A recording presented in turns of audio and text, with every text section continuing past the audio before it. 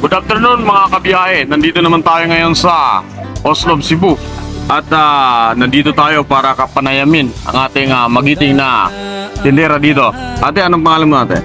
Grayson po. Anong pangalan ng store nyo dito na ano? Alberto's Crispy Fried Chicken. Oh, ano ang pinaka-special na wala sa ibang ganitong klase ng negosyo? Bakit kayo binabalikan ng mga tao? Masarap daw, sabi nila. Oh, ba. Tsaka, nga pala, kung gusto mo silang invite para kumain dito sa kainan nyo. At saan matatagpuan?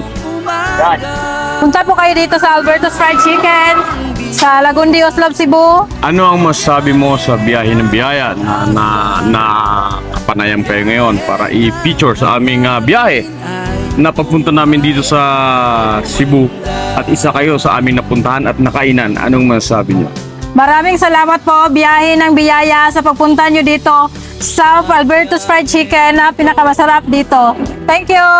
Balik-balik kayo dito.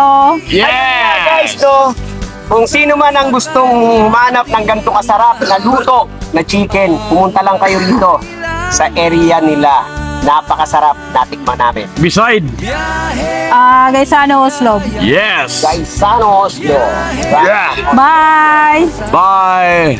Thank you. You!